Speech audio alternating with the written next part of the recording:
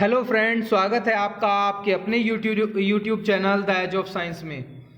आज हम फिर से उपस्थित हैं 1000 क्वेश्चन सीरीज़ के नए वीडियो के साथ। इस वीडियो में आपको केमिस्ट्री के 10 क्वेश्चन मिलेंगे जो आपको एक्सप्लेन किए जाएंगे। हमारा जो पर्पज़ है वो क्वेश्चन का आंसर बता के आगे बढ़ना नहीं है, बल्कि उसको क्या करना है, एक्सप्लेन करना है। देखिए, वीडियो स्टार्ट करते हैं। क्वेश्चन है हमारा पहला कि जो आपका इक्विलिब्रियम कांस्टेंट है वो आपको दिया हुआ है। कितना दिया हुआ है? 100 दिया हुआ है। कितना इक्विलिब्रियम कांस्टेंट? 100 दिया हुआ है। तो पूछ रहा है डेल्टा जी क्या होगा। तो सबसे पहले तो हम डेल्टा जी का फॉर्मूला ही हमें पता होना चाहिए। क्या होता है डेल्टा जी का formula? Delta G is equal to -2.303 R T log K C. Are T log K सी, ये फॉर्मूला होता है हमारा किसका? आर टी लॉग के सी। ये किसका फॉर्मूला होता है? हमारा डेल्टा जी का होता है। अब इसमें क्या करना है आपको? कुछ नहीं करना ज़्यादा। डेल्टा जी तो ऐसे का ऐसा ही है, इसमें वैल्यू पुट कर देनी है। -2.303, आर की वैल्यू क्या होती है? 8.314, और टी की वैल्यू अगर नहीं दी होती तो कितनी रखते हैं? 298, और लॉग 100। देखिए, जब यहाँ से इसको सॉल्व करेंगे तो log 100 की वैल्यू तो आपकी कितनी हो जाएगी? log 100 की वैल्यू आ जाएगी आपकी 0। अगर log 100 की वैल्यू की बात करते हैं तो log 100 की वैल्यू क्या आ जाएगी आपकी? 2 आएगी। मतलब 2 0 है 1 के आगे, 0 नहीं, कितनी आएगी? 2 आएगी।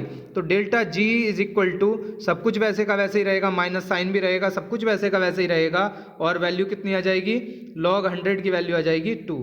तो इसे जब पूरे को सॉल्व करेंगे आपका यहाँ से आंसर बनेगा फर्स्ट, यानी कि -2.764 किलो कैलोरी आ जाएगा। क्योंकि माइनस तो हमारे पास बच ही रहा है, ऐसे ही माइनस कहीं कैलकुलेट नहीं हुआ, इसलिए जो आंसर आएगा वो आपका कौन सा आएगा? वो आंसर आ जाएगा आपका first. Next question number 2, screen पर है आपकी नंबर 2 क्वेश्चन भी। और नंबर 2 क्वेश्चन में क्या कह रहा है? According to Maxwell Boltzmann distribution law of gases, the average translational kinetic energy. देखिए, जो ट्रांसलेशनल काइनेटिक एनर्जी होती है उसका क्या फॉर्मूला होता है? इसका फॉर्मूला होता है, क्या फॉर्मूला होगा इसका? इसके फॉर्मूले की बात करते हैं। तो इसका फॉर्मूला क्या होता है? इसका फॉर्मूला होता है K E is equal to 3/2 R T, sorry K T, 3/2 K T. मतलब kinetic energy is equal to 3/2 K T. इसी को बोल रहा है। अब 3/2 को तो हम 1.5 भी लिख सकते हैं ना, 1.5 के टी। अब देख लीजिए कौन सा ऑप्शन ऐसा है जिसमें 1.5 के टी आ रहा है। तो 1.5 के टी जो आ रहा है वो आपके डी ऑप्शन में आ रहा है। आपको ये याद रखना पड़ेगा, जो गैसों के मैक्सवेल बोल्ट्जमैन डिस्ट्रीब्यूशन लॉ है उसके अकॉर्डिंग मॉलिक्यूल की जो काइनेटिक एनर्जी होती है वो के ई इज इक्वल टू क्या होती है? 3/2 के टी होती है। क्या होती है? 3/2 के टी होती है। तो 3/2 को हम क्या बोलते हैं? 1.5 बोलते हैं, इसलिए ऑप्शन जाएगा डी के साथ। नेक्स्ट क्वेश्चन फेज रूल से है। नेक्स्ट क्वेश्चन क्या कह रहा है? नेक्स्ट क्वेश्चन कह रहा है the number of phases eight point in a one. ये एट पॉइंट नहीं होगा, मैं सही पढ़ रहा हूं, यहां ट्रिपल पॉइंट होना चाहिए। देखिए, हिंदी में लिखा हुआ है एक घटक तंत्र में त्रिक बिंदु जो होता है, यानी कि ट्रिपल पॉइंट, पर वहां पर किसकी वैल्यू निकालनी है? आपके फेजेस की निकालनी है। तो सबसे पहले हमें पता होना चाहिए हमारा फेज रूल होता क्या है। फेज रूल जो होता है उसे क्या बोलते हैं? F plus P is equal to C+2। ये क्या होता है आपका? ये होता है फेज रूल। इसी को क्या बोलते हैं? इसी को बोलते हैं फेज रूल। अब इसमें जो एफ है, एफ क्या होता है? एफ होता है number of degree of freedom. P की बात करते हैं तो पी फेजेस होती हैं, और सी की बात करते हैं तो कंपोनेंट ऑफ द सिस्टम। मतलब कितना कंपोनेंट है? 1 कंपोनेंट है, 2 कंपोनेंट है, ये क्या है? अब एक चीज यहां से ध्यान रखिए, जो ट्रिपल पॉइंट होता है, क्योंकि इसमें किसका जिक्र किया गया है? ट्रिपल पॉइंट का जिक्र किया गया है। ट्रिपल पॉइंट के लिए जो डिग्री ऑफ फ्रीडम होता है वो क्या होता है? वो होता है 0, मतलब 0 होता है। हमें वैल्यू किसकी निकालनी है यहाँ से, पी की तो हमें वैल्यू निकालनी है। और अगर कंपोनेंट सिस्टम की बात करते हैं तो देखो शुरू में ही कह रखा है वन कंपोनेंट सिस्टम, इंग्लिश में भी देख लीजिए वन कंपोनेंट सिस्टम बोल रखा है, तो इसकी वैल्यू क्या हो गई, 1 हो गई। और प्लस क्या आ गया यहाँ से, 2 आ गया। अगर हम यहाँ से p की वैल्यू निकालें तो p कितना आ गया, 3 आ गया।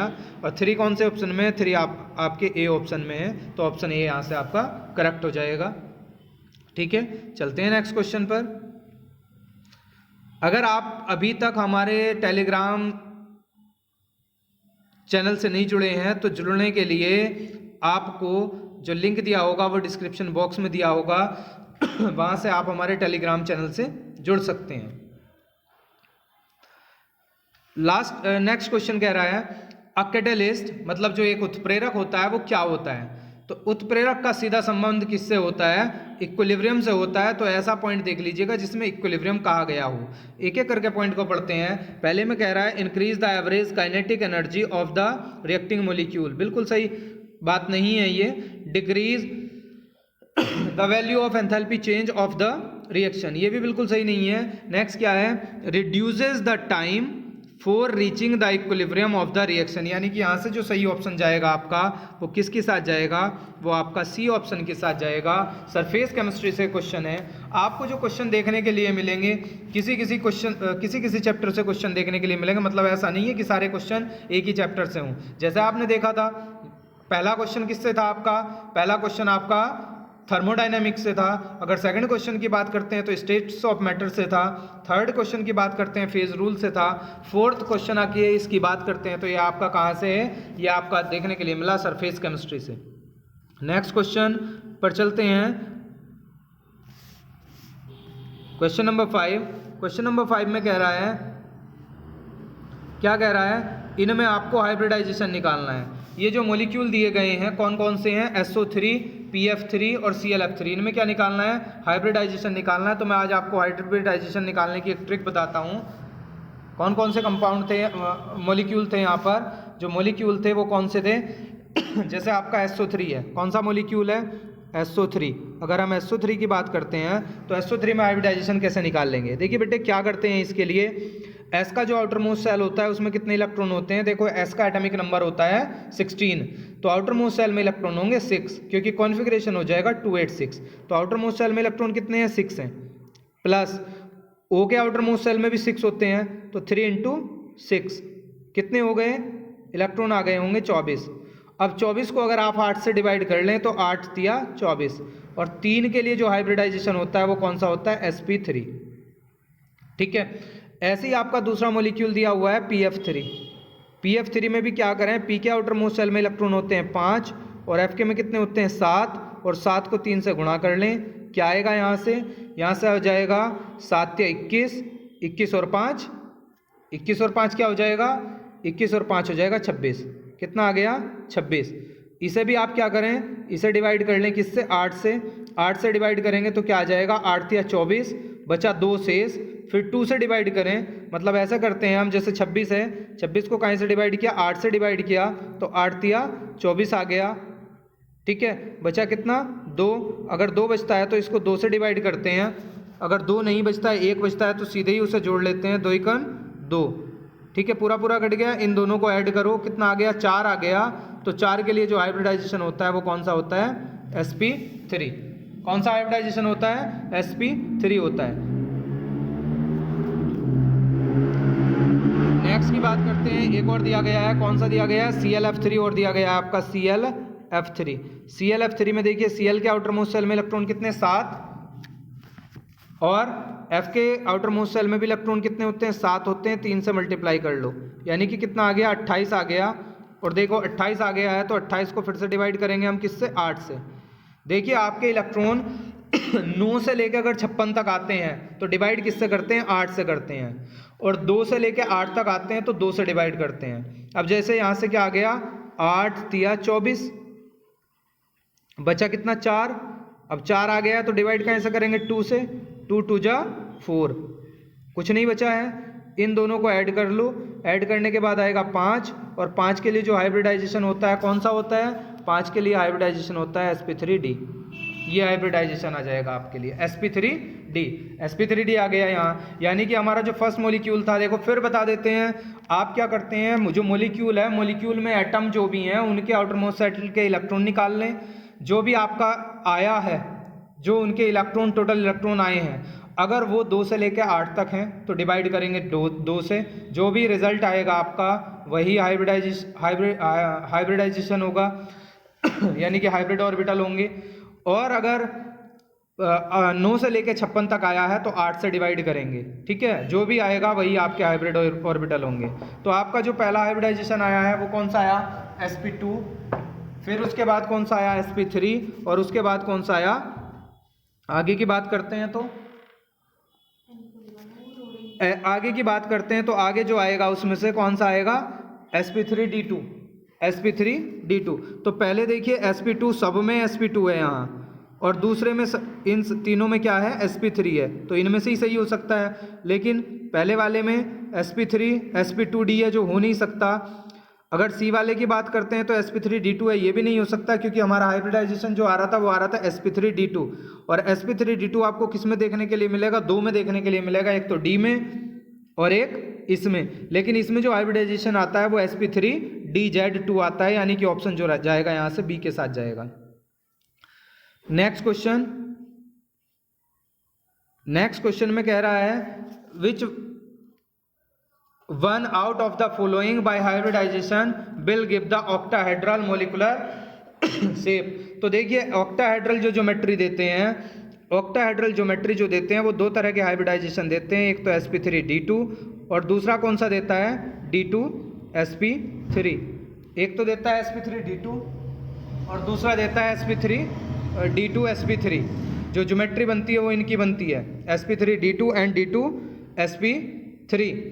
अब d2sp3 कौन देता है, अगर d2sp3 की बात करते हैं तो d2sp3 कौन देता है, d2sp3 की बात करते हैं तो ये ऐसे कॉम्प्लेक्सेस देते हैं जिनके पास क्या होती है, लिगैंड स्ट्रॉन्ग होती है, स्ट्रॉन्ग लिगैंड होती है। और जिनके पास वीक लिगैंड होती है वो क्या देते हैं, वो देते हैं sp3d2। मतलब जिनके पास वीक लिगैंड होगी वो आउटर डी ऑर्बिटल का यूज़ करते हैं, और जिनके पास स्ट्रॉन्ग लिगैंड होगी वो इनर डी ऑर्बिटल का यूज़ करते हैं। लेकिन यहाँ तो केवल एक ही क्वेश्चन पूछा गया है कि ऑक्टाहेड्रल कौन होगा। ऑक्टाहेड्रल वही होगा जिसमें sp3d2 हाइब्रिडाइजेशन होगा, यानी कि ऑप्शन जाएगा यहाँ से सी के साथ। नेक्स्ट क्वेश्चन में पूछ रहा है कि जो आपका हाइब्रिडाइजेशन होगा MnCl2 में वो कौन सा होगा। MnCl2 में आपको हाइब्रिडाइजेशन बताना है। सबसे पहले क्या करें, हम यहाँ MnCl2 की ऑक्सीडेशन स्टेट निकाल लें। इस कंपाउंड में MnCl2 की ऑक्सीडेशन की स्टेट क्या आ रही है देखिए Mn की निकालनी है तो आपको Mn की x हो गई, Cl की होती है -1 तो 4 Cl है, 4 Cl की क्या हो गई होगी, -1 हो गई होगी, तो साइन हो जाएगा माइनस का यहाँ पे, -4 इज इक्वल टू -2। कैलकुलेट करेंगे तो x इज इक्वल टू आ गया होगा +2। और जो आपका Mn का ऑक्सीडेशन होता है, Mn+2 का जो हाइब्रिडाइजेशन होता है वो क्या होता है 3d5। अभी आपको बताया था कि जो Cl है, Cl कैसी लिगैंड है, वीक लिगैंड है। अगर वीक लिगैंड होगी तो हाइब्रिडाइजेशन जो यूज़ होगा वो होगा आपका आउटर डी ऑर्बिटल, है ना। तो कोऑर्डिनेशन नंबर 4 है, तो 4 के लिए या तो sp3 हाइब्रिडाइजेशन होता है या dsp2 होता है। कौन सा होता है, sp3 या dsp2। dsp2 कब यूज़ होता है, dsp2 तब यूज़ होता है जब आपकी जो लिगैंड हो, लिगैंड आपकी स्ट्रोंग हो। कैसी होनी चाहिए, स्ट्रोंग होनी चाहिए। और अगर वीक लिगैंड होगी तो sp3 हाइब्रिडाइजेशन होगा। लेकिन जितने भी हैलोजन होते हैं वो सारे के सारे वीक लिगैंड होते हैं, इसी वजह से यहाँ जो हाइब्रिडाइजेशन होगा वो होगा आपका sp3। सी के साथ आपका आंसर जाएगा। नेक्स्ट क्वेश्चन में कह रहा है which of the following aquated ion is colourless. इनमें से कौन सा आयन कलरलेस होगा। देखिए कलरलेस आयन वही होते हैं जिनके पास अनपेयर्ड इलेक्ट्रॉन नहीं होते, यानी कि आपका ऑर्बिटल या तो वैकेंट होना चाहिए या फुल्ली फील्ड होना चाहिए। फुल्ली फील्ड ऑर्बिटल्स और वैकेंट ऑर्बिटल्स जो होते हैं वो कलरलेस होते हैं, और जिनके पास अनपेयर्ड इलेक्ट्रॉन होते हैं वो सारे के सारे कलरफुल होते हैं। तो यहाँ D7 है, ये कलरफुल होगा, F7 है, F7 कलरफुल होगा, F6 कलरफुल होगा, यहाँ F कम्प्लीटली फील्ड है, तो आपका ऑप्शन जाएगा सी के साथ, यही आपका कलरलेस होगा।